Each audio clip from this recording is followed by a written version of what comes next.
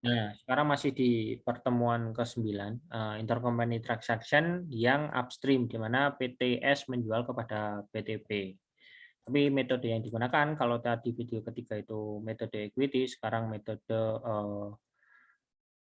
cost. Nah, ini misalkan di tahun 2018 ya, di tahun 2018 PTS ini menjual tanah kepada PTP dengan gen 20. Ini konteksnya itu masih sama ya. Masih data-data yang digunakan ini masih data-data ini, data-data keuntungan ini, maupun penghitungan asesnya juga masih sama. Hanya saja bagaimana perlakuannya kalau menggunakan metode cost. Ya, kalau untuk jurnal penyesuaiannya ini terkait dengan investasinya hanya mengakui cash pada dividen income sebesar dividen yang dibagikan dikali persen kepemilikannya. Untuk semua apa namanya? Semua semuanya ini sama.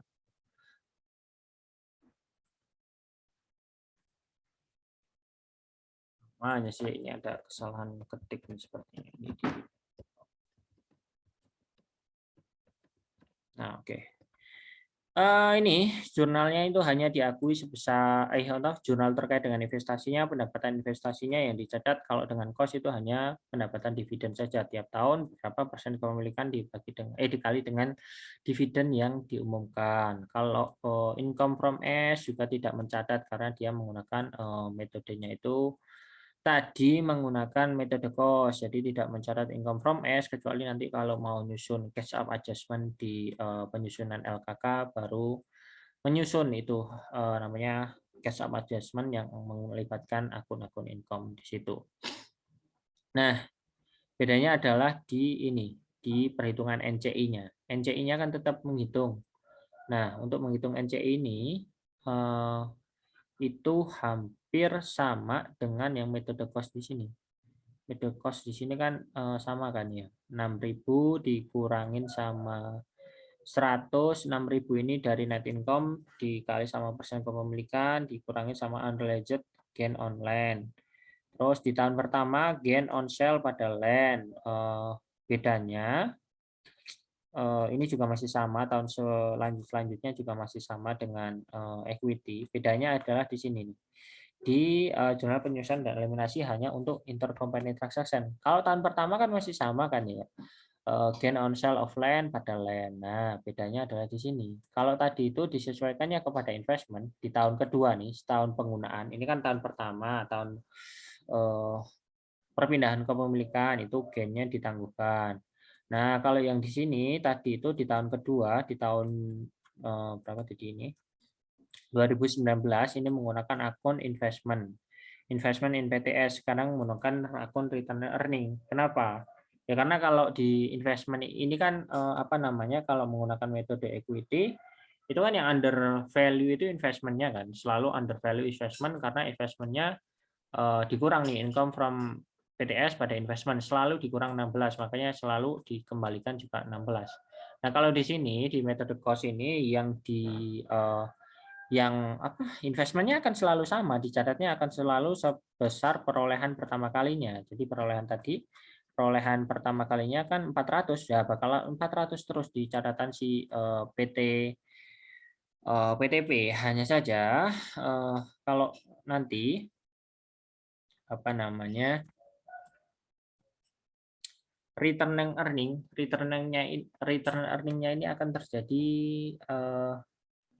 over value karena seharusnya kan tadi keuntungannya itu upstream ya, keuntungannya diakui di PTS.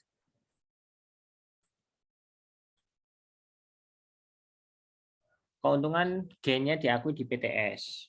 Kemudian eh, masuk nih ke income PTS. Kemudian masuk ke return earning ending PTS di tahun 2019. Nah, karena mau menghitung laporan konsolidasi, jadi gain-nya ini kan ditulis lagi dibalik kan karena belum dapat direalisasikan karena hanya transfer kepemilikan.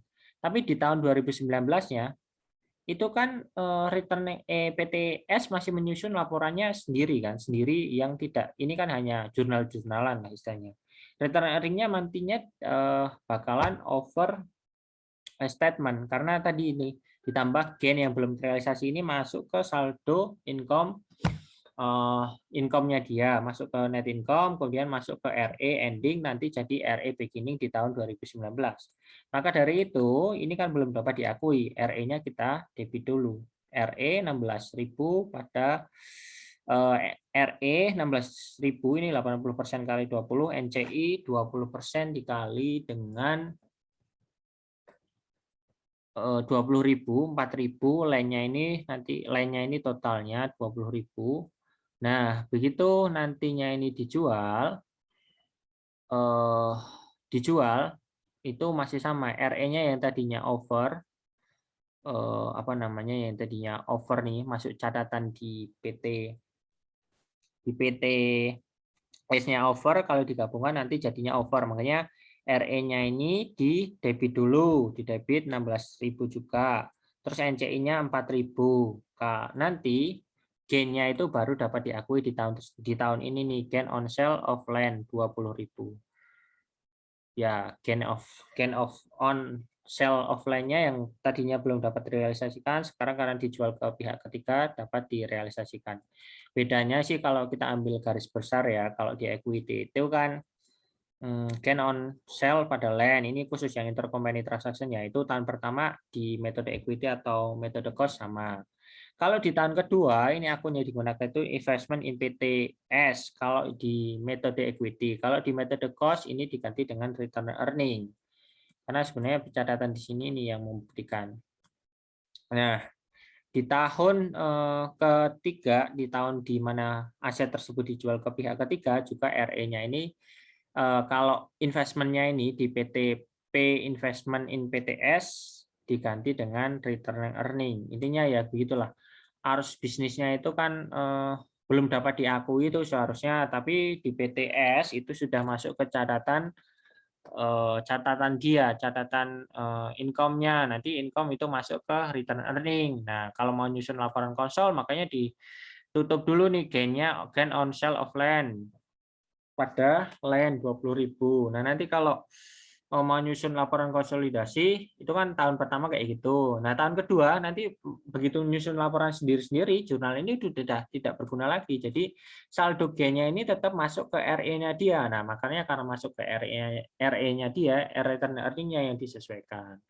Karena ini upstream, makanya ada return earning sama NCI, karena ada bagian dari PTP sama bagian dari PT lainnya, NCI-nya, non controlling interest-nya.